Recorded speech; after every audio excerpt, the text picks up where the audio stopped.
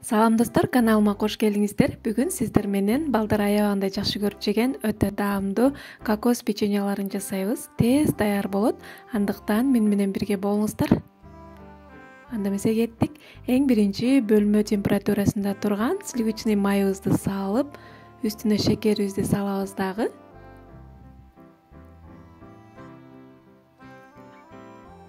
Экөө аралашып, агаргычакты жакшылап миксерлеп алабыз. Бат да дайым болот бул печенье. Мынакей. Ушундай болуп агаргычакты миксерлеп аласыздар. Андан кийин жумурткаларыбызды бир-бирден кошуп миксерлейбиз. Экөөнү бир салбаңыздар, бөлүп салып миксерлейсиздер. Кол миксер менен деле жасасаңыздар болот. Аябагандай даамдуу сонун печенье. Мынакей. Миксерлеп алдык.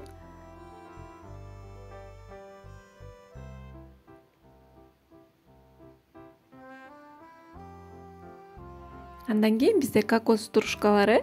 Ушундай кылып кошуп алабыз дагы бир сыйра аралаштырып алсаңыздар болот.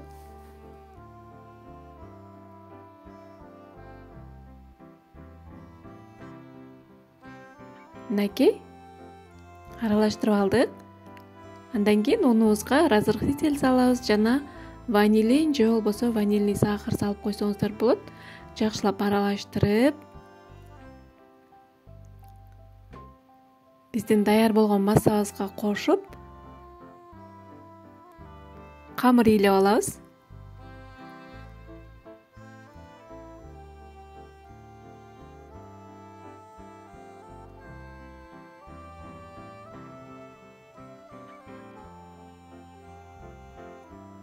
Мынакей, биздин камырыбыз даяр.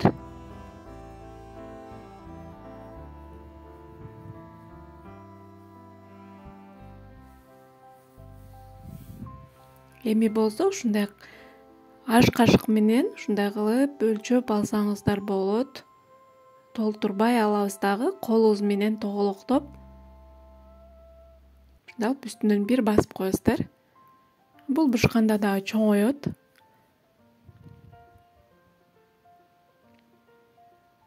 Мынакей ушундай кылып печеньяларыбызды листибиздин үстүнө салып чыгабыз. Өтө жакын койбоңуздар, жармашып калышы мүмкүн.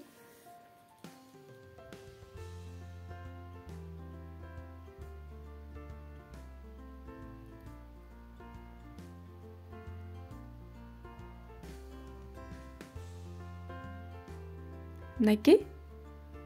Ушинтип баарын салып алдык. Ал эми мен болсо балдарыма кичине кооз болушу үчүн ушундай посыпкадан сээп коеюн дедим. Сиздер посыпка сеппей койсоңуздар деле болот.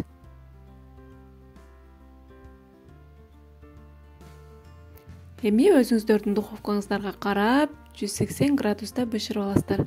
Мынакей биздин печеньяларыбыз бышып чыкты. Аябагандай даамдуу, сонун печенье болот. Бат да дайым болот. 15-20 минутка жетпей бышып калат.